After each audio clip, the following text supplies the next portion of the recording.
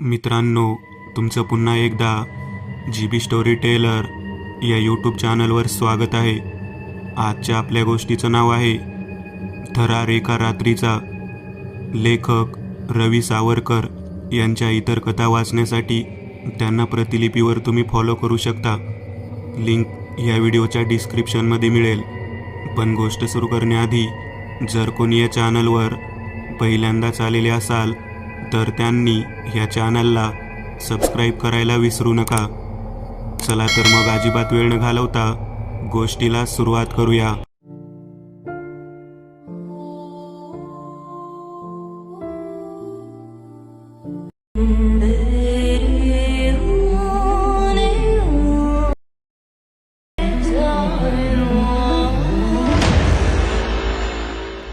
अमावस्येची रात्र होती. सभोवती किर्र काळोखी दाटली होती. आवाजासरशी वारा सुसाट वाहत होता. सोबत रातकिड्यांची किरकिर व त्या अंधारी सुनसान जंगलाच्या मधोमध नुकताच तयार झालेल्या डांबरी रोडवर अंधाराला भेदणारा अल्पसा प्रकाश व सुमधुर किन्नरी आवाज करत सुसाट धावणाऱ्या RX-100चे ब्रेक कचकन दाबण्यात आले.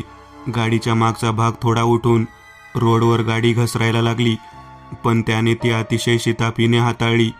तळपायाची आग मस्तकात गेली. गाडीला स्टँडवर लावून तो ताडताड करत घाबरून स्तब्ध झालेल्या त्या व्यक्तीजवळ गेला. कानफट शेकायला हात उगारलाच होता की मला मारू नका प्लीज, मी तुमच्या पाया पडतो, मला सोडून द्या. बचावासाठी हात आडवे आणत करुणामयी भयभीत स्वरात ती म्हणत होती. करुण पण कर्णमधुर आवाज त्याच्या कानी आला आणि सोबतच नजरेला नजर भिडली. संमोहित करणारे तिचे निळेशार टपोरे डोळे अश्रूने डबडबले व भीतीने निस्तेज झालेले रसरशीत गुलाबी ओठ फुलून विद्रूप वाटत होते. एखाद्या अप्सरेलाही लाजवेल असं सौंदर्य भीतीने ग्रासून बेसूर वाटत होतं. तिची ती करुण अवस्था पाहून तो जागी स्तब्ध झाला. मनात असंख्य प्रश्नांचा कल्लोळ माजला होता. उफाळून आलेला राग आता शांत होत होता. ओके शांत हो, तिला धीर देण्याचा प्रयत्न करत सॅकमधून पाण्याची बाटली काढून तिला दिला. अजूनही भयभीत नजरेने ती इकडे तिकडे पाहत अंग चोरत होती. काय झालं, काय शोधतेस? काही नाही. आवाजाच्या तीव्रतेने ती भानावर आली. बाटलीतलं पाणी गटागटा पिऊन थोडं शांत होत म्हणाली, चला लवकर प्लीज, मला घरी सोडून द्या. ओके सोडतो, पण झालं तरी काय? तू इतक्या रात्री ह्या सुनसान जंगलात काय करीत आहेस? सगळं सांगते, तुम्ही पहिले इथनं चला. त्याचा हात पकडून खेचत ती त्याला बाईकजवळ घेऊन आली. मनात घिरट्या घालणाऱ्या असंख्य प्रश्नांना तसंच सोडून गाडीवर स्वार होऊन गाडी सुरू केली. आता ते दोघेही त्या भयान सुनसान जंगलातून सुसाट वेगाने जात होते. काही क्षण कोरे गेले व ती बोलती झाली. मी ढगे पाटलांची मुलगी. आमचं हिंगणीला दवाईचं दुकान आहे. बाबांची प्रकृती ठीक नसल्यामुळे सध्या मीच दुकानात जाते. एक्सपायरीचा हिशोब करता करता आज पुष्कळ उशीर झाला. रस्त्यात बोकरबड्डीच्या पुलाजवळ माझी स्कूटी खराब झाली. प्रयत्नाची शर्त करूनही ती सुरू होत नव्हती. रस्ता एकदम सामसूम किर्र काळोखात बुडालेला. कोणाची मदत मिळणे तर अशक्यच, म्हणून मी स्कूटीला ओढू लागले. चालत असता मला सतत कोणीतरी माझ्यासोबत चालत असल्याचा भास होत होता.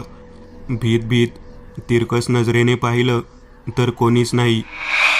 अचानक गाडी ओढेनाशी झाली. वाटलं कोणीतरी गाडीवर बसलं. वाऱ्याच्या झुळकीने नाकात सडका कुचका वास दरवळला. भीत आरशात बघितलं तर ती एक स्त्री होती.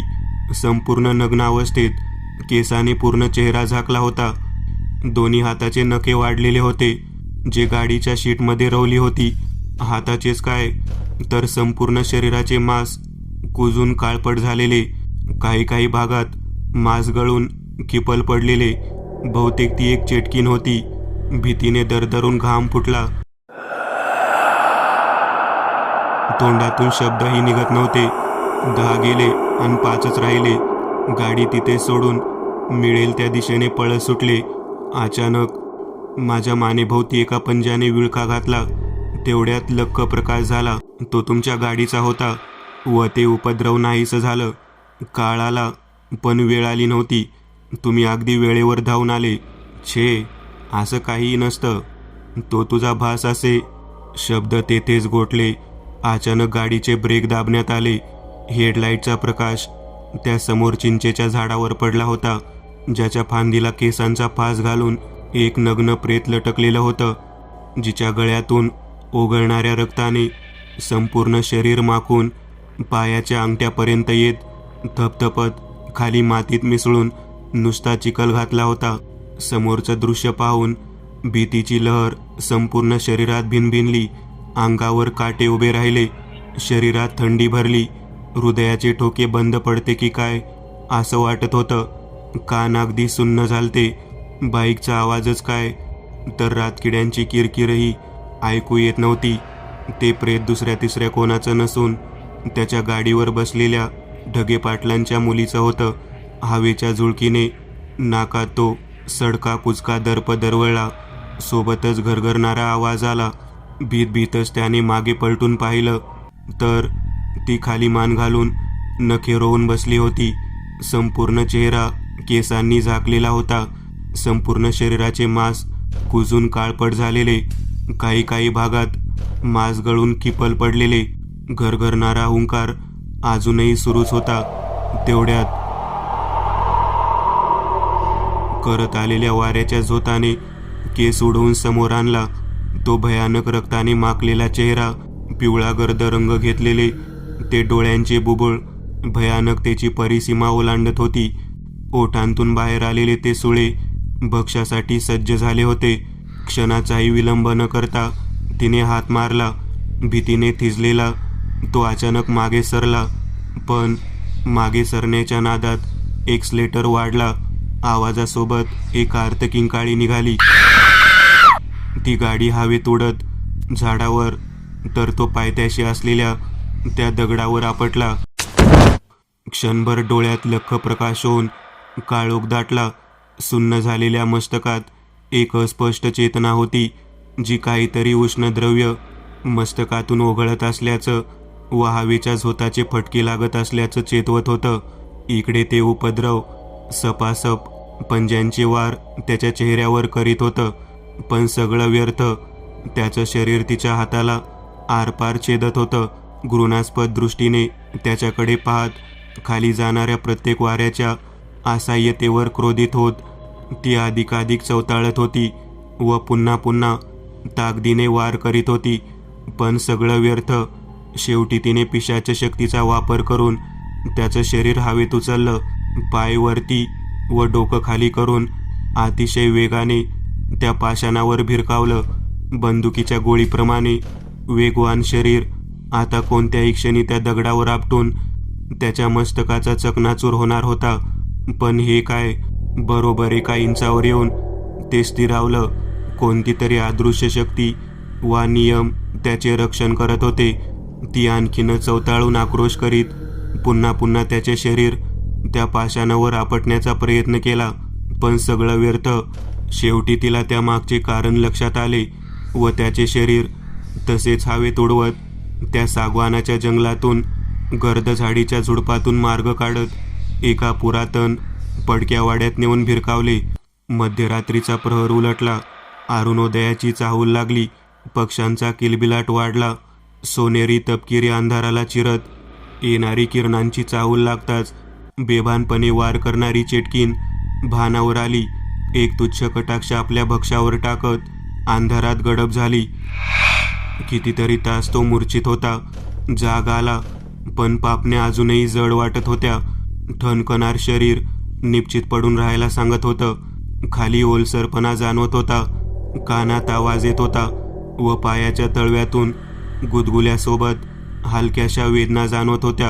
अचानक तीव्र वेदनेची लहर तळव्यातून मस्तकात गेली. त्यासरशी पायाला झटकून तो उठून बसला. तळपायाला कुरतडणारे ते उंदीर करीत दानाफन झाले. समोर नजर स्थिरावली. ती हवेत तळपणाऱ्या पायांवर दचकून मागे सरकत मान वर केली तर समोर तो स्वतःला पाहत होता. ज्याने त्या नग्न स्त्रीचे केस धरून हवेत उचलले होते व एका हातात तो धारदार सुरा घेऊन कुत्सित घृणास्पद हास्य करून खचकन तिचा गळा कापताच तिच्या मानेतून रक्ताच्या चिरकांड्या उसंडून तिच्या नग्न शरीराला भिजवत सर्वत्र रक्ताचा सडा पडत होता.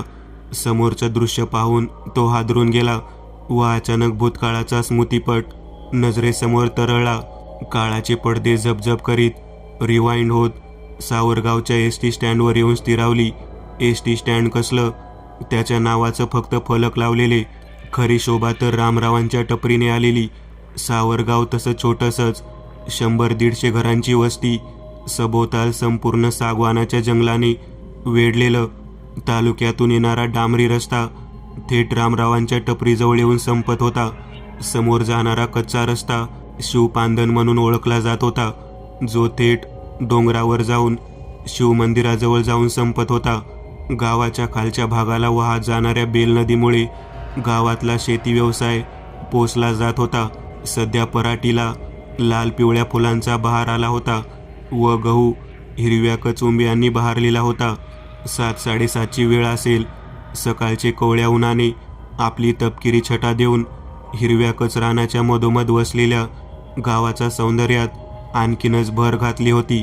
गावातल्या काही बाया बापडे शेतात निंदण खुरपण्यासाठी तर काही नदीवर धुणं धुण्यासाठी व आंघोळीसाठी चालले होते, तर गुराखी गावातले गुरं बाजारवाडी जमा करीत होते.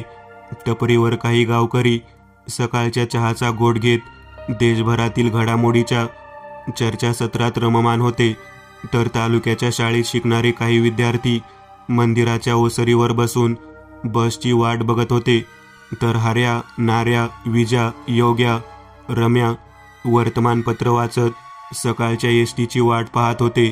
रम्या उंच, सावळा, नाकी डोळी, कामदेवालाही लाजवेल असा, तालमीला जाऊन अंग कमावलेला रोडे पाटलाचा मुलगा उच्च शिक्षणासाठी नागपूरला राहत होता, तर योग्या रंग गोरा, मलूल चेहऱ्याचा, उंच, धिप्पाड, नुकताच पोलीस ट्रेनिंग करून आलेला. तालुक्यातील पोलीस स्टेशनमध्ये PSI म्हणून 2 दिवसानंतर नियुक्ती होणार होती. विजावाण्याचा मुलगा 10वी नापास झाला म्हणून आपलं वडिलोपार्जित किराणा दुकान चालवत होता, तर हऱ्याणाऱ्या दोघेही जुळे 10वी नंतरचं शिक्षण थांबवून शेतीत रममान झालेले. हे 5ही जण जिगरी दोस्त.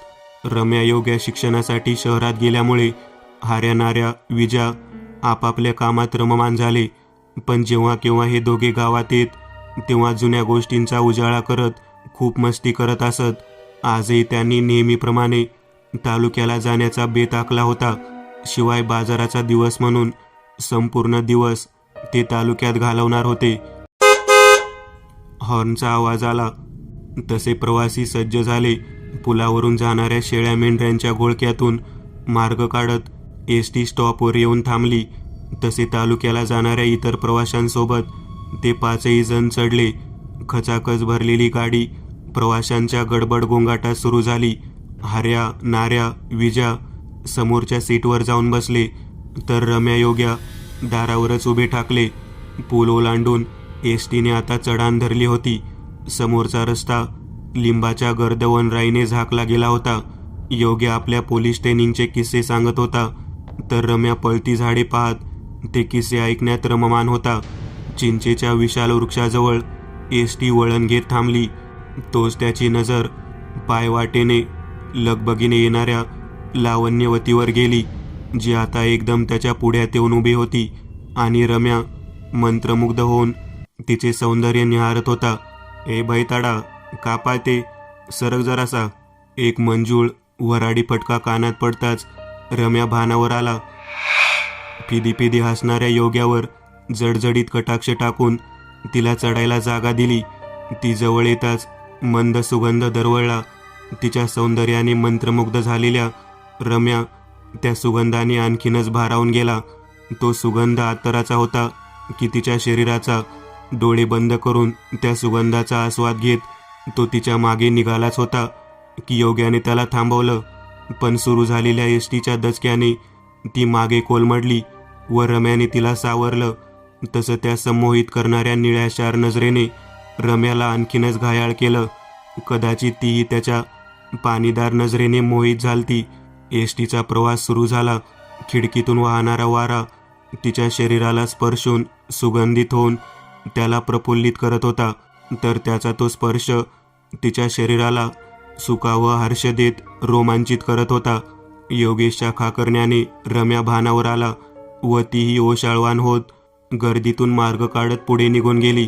योग्याच्या कानात खुसफुस करत रम्याने विचारलं, कोण आहे बे ती? मले बी माहीत नाही यार. 2 वर्ष झाले मी कुठं होतो गावात. विजाले माहीत असन, पण रावस माल यार.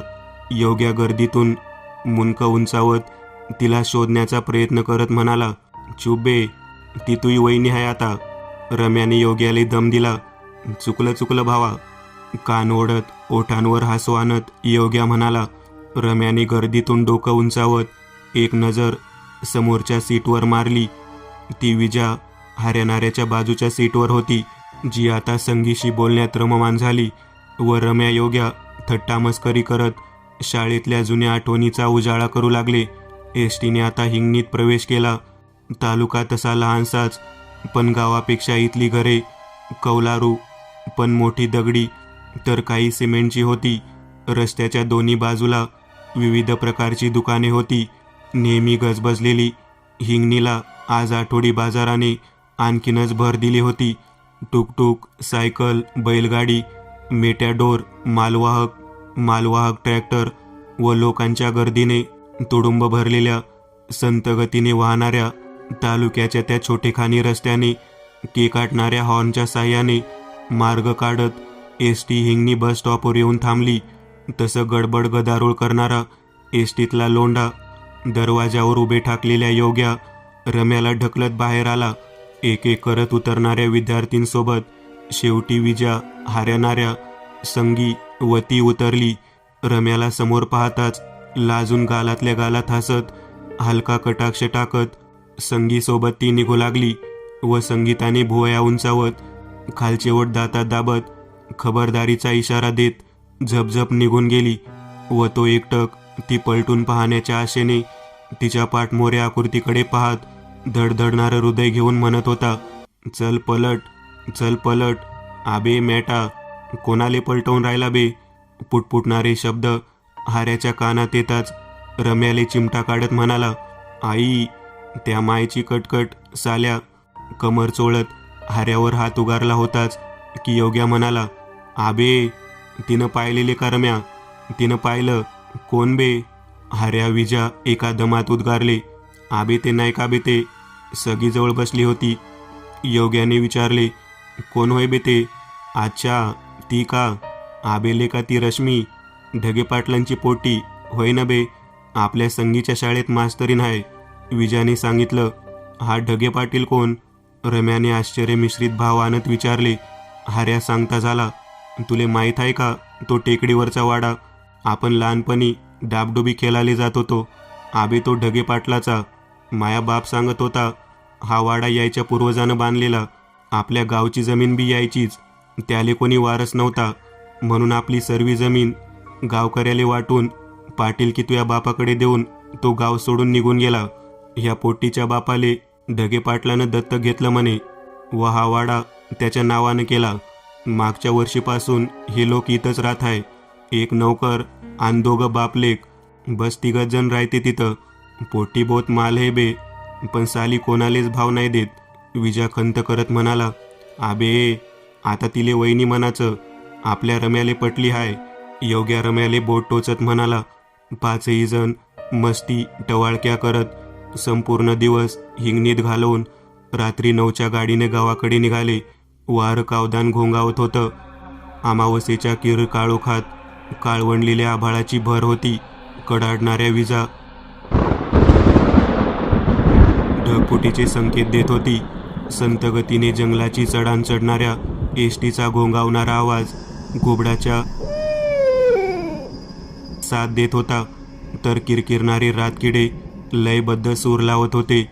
तर योग्या विजा हऱ्यानाऱ्या आताच पाहून आलेल्या सिनेमाचे हिरो विलेनची तारीफ करत आवडलेला डायलॉग म्हणून दृश्य आठवून सिनेमा जिवंत करण्यात रममाण होते. तर रम्या खिडकीतून त्या भयान अंधारात लुप्त होत असलेल्या झाडांना पाहत रश्मीच्या विचारात गळून गेलता. बोकरबड्डीचा पूल पार करताच समतल रोड लागला तसं अचानक त्याची नजर त्या जंगलात चालणाऱ्या 2 आकृतीवरनं गेली. समोर चालणारी ती एक स्त्री होती, तर तिच्या मागोमाग खांद्यावर कसलं तरी ओझं वाहणारी पुरुषी होती. क्षणभर वाटलं ती रश्मी आहे. तसं त्याने कास सरकवून पाहण्याचा प्रयत्न केला, पण त्या आकृत्या आता नाहीशा झालत्या. रम्याच्या हालचालीला योग्याने टिपलं व तिथनंच ओरडला, का झालं बे रम्या? काय नाही, म्हणजे मी रश्मीला पाहिलं. काय? सगळे एकसाथ चकित होत उद्गारले. ज्या माय बहीण, पागल झालं बे, पागल. पाटलाचं पोट्ट पागल झालं. हाऱ्याचं बोलणं ऐकून सगळे हसू लागले, पण रम्या अजूनही विचारात गढून होता. तेवढ्यात एसटीचे कचकन ब्रेक दाबण्यात आले. मागच्या सीटवर बसलेल्या सदूकाकासोबत इतर 4-5 प्रवाशांची झोप उडाली. सदूकाका डोळे चोळत ओरडले, अय नाऱ्या, आलं का रे गाव? पण नाऱ्या ऐकून न ऐकल्यासारखं करत 4ही जणांसोबत एसटीतनं उतरला. बाहेर 10-15 गावकरी हातात काट्या कंदील घेऊन चिंचेच्या झाडाखाली उभे होते. रम्याले पाहताच रम्याचा चुलत भाऊ सुभ्या डोळ्यात अश्रू घेऊन सांगू लागला, रम्या दादा, संगी अजून घरी आली नाही. सुनी सांगत होती की ती मास्तरींसोबत इथंच उतरली.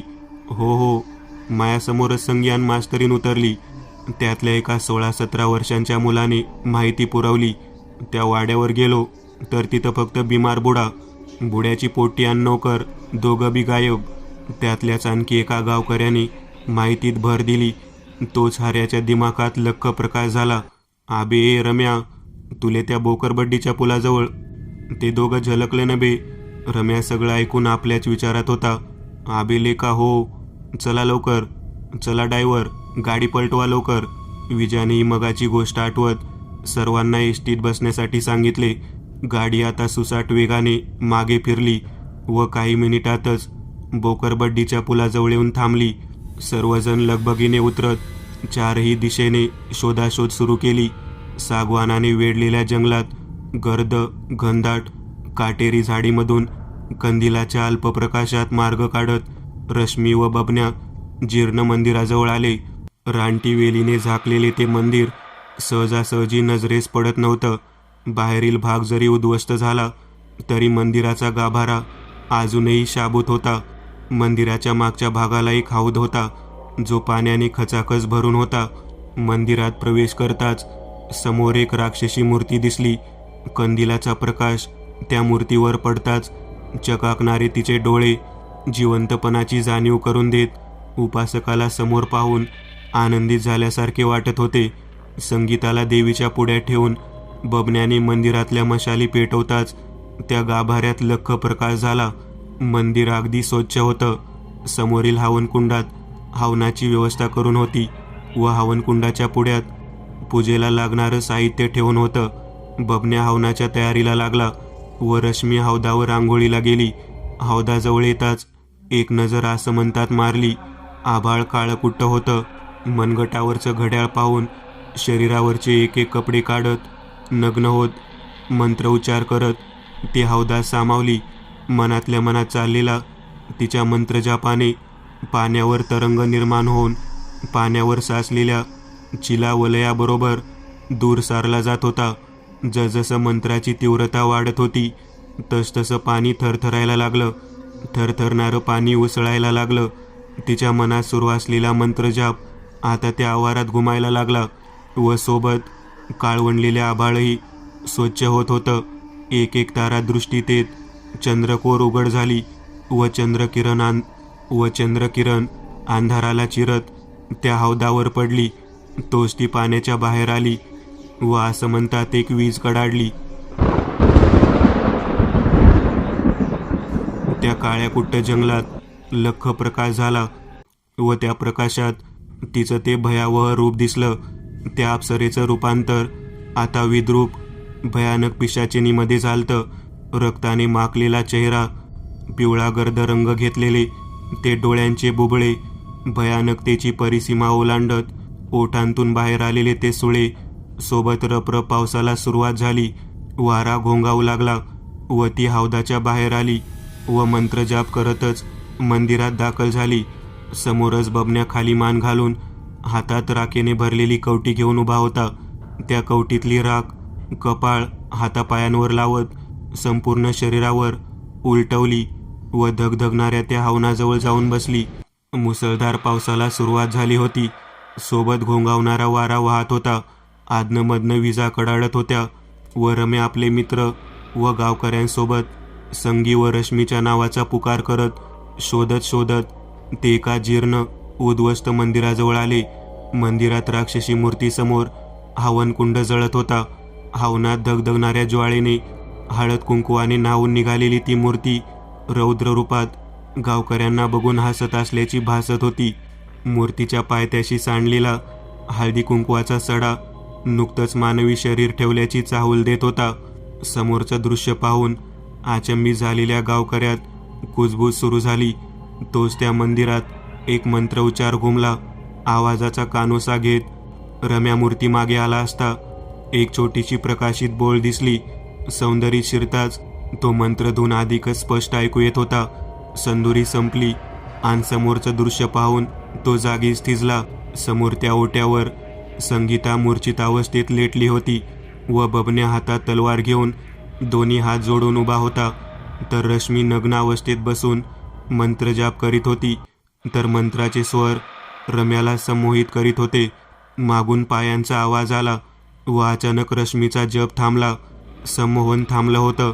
समोर बबन्याने वार करण्यासाठी उचललेली तलवार पाहून रम्या सावध होत क्षणाचाही विलंब न करता बबन्यावर झडप घातली. धडक बसताच बबन्या कोलमडला. पण रम्याचं डोकं थेट भिंतीवर आपटलं. डोळ्यात लख्ख प्रकाश झाला व अंधारी दाटली. कानात सुन्न आवाजासोबत गावकऱ्यांचा मंद आवाज येत होता. आता तो आवाजही बंद झाला. आवाजासोबत एक घरघरणारा हिंस्र पशूचा आवाज येत होता. नाकात तोच सडका कुचका वास दरवळला. गालावर चिकट द्रव टपकून ओघळत असल्याचं जाणवलं. खाडकन डोळे उघडण्यात आले तर समोर तो भयावह चेहरा, रक्ताने माखलेला, पापण्याविरहित पिवळे धमक डोळे, ओठांतून बाहेर आलेले सुळे कटकट करत लाळ गाळत अगदी त्याच्या चेहऱ्यासमोर हुंगत असलेला. समोर साक्षात मृत्यूला पाहून गचकन त्याने डोळे मिटले. रम्याच्या धडकेने कोलमडलेला बबन्या स्वतःला सावरत उभा झाला. वार चुकलेली मूर्छित संगीता त्याच्या पुढ्यात अजूनही शाबूत लेटलेली होती. रम्या रक्तबंबाळ होऊन त्याच्या बाजूलाच पडला होता. तर साधना भंग पावलेल्या रश्मीचे जळजळीत कटाक्ष त्याच्यावर रोखले होते. ती भयावह नजर पाहून बबन्या चरकला व स्वतःला सावरत वार करण्यास सज्ज झाला. उंचावलेली तलवार खाली येऊन एका झटक्यात संगीचा बळी घेणार होती. तोच "ए बबन्या, थांब!" चेतावणी देत योग्याने हातातला कंदील बबन्यावर भिरकावला. त्या जबरदस्त माराने बबन्या कोलमडला. कंदील फुटून बबन्याच्या अंगावर रिसलेल्या तेलाने पेट घेतला. हा हा करता जळणारा बबन्या तळपळत संगीजवळ आलाच होता की विजाने एका लातेत त्याला दूर सारलं व हाऱ्या नाऱ्याने संगीताला उचललं. तर सोबत आलेल्या इतर गावकऱ्यांनी रम्याला उचललं. एव्हाना क्रोधित झालेल्या रश्मीने विजावर झडप घातली. त्याची नरडी तिच्या हातात होती व शरीर हवेत उचललेले. तोच एका गावकऱ्याने काठीचा मार रश्मीवर केला. काठी तिथंच तुटली. मागून आलेल्या हल्ल्याने ती आणखीनच चवताळली. हिंस्र आवाजात गुरगुरत मान फिरवली. तिचा तो रक्ताने माखलेला चेहरा, पापण्याविरहित पिवळे धमक डोळे, ओठांतून बाहेर आलेले सुळे, तो भयानक विद्रूप चेहरा पाहून भयभीत गावकरी एक दोन पावलं मागे सरकले. "अरे, भिवून कायले राहिले बे? विजाले वाचवा!" क्रोधित पण रडवेल्या आवाजात नाऱ्या म्हणाला व हातातली काठी घेऊन वार करायला सरसावला. तोच गावकऱ्यात हिंमत येऊन सगळे एकसाथ तिच्यावर चालून गेले. ताडताड करत गावकऱ्यांनी काट्या हाणल्या, पण खाडखाड करत त्या तुटून गेल्या. बबन्याच्या जळून खाक झालेल्या शरीराजवळील तलवारीवर योग्याची नजर गेली. क्षणाचाही विलंब न करता त्याने ती उचलली व सपकन तिच्या हातावर वार केला. एका कापात तो हात निखळला व रक्ताच्या चिरकांड्या उडाल्या. पण उशीर झालता. विजयाने केव्हाचेच प्राण सोडले होते. त्याचं ते निस्तेज शरीर पाहून चवताळलेल्या योग्याने दुसरा वार केला. तो तिच्या गर्दनीवर. भयंकर किंकाळी त्या गर्भात घुमली. रक्ताचे कारंजे मानेतून फुटले व एक काळा दुराड तिच्या मुखातून निघत वेटोळ्याचं रूप घेऊन समोर येणाऱ्या प्रत्येक व्यक्तीच्या शरीराला छेदून मंदिराच्या बाहेर काळोखात विलीन झालं.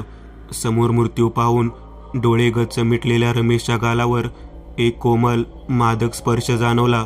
हळूहळू तो ओठांवर येऊन रुळला. शरीरातली भीती जाऊन कामोत्तेजना वाढल्या. सोबत दरवळला तो सुगंध. श्वासांचे हळुवारपणे स्पर्शणारा उबदारपणा जाणवला. एक थेंब टपकन पापणीवर पडला. घरंगळत ओठांवर आला. तोच त्याने डोळे उघडले व त्या संमोहित करणाऱ्या निळ्याशार नजरेला भिडले.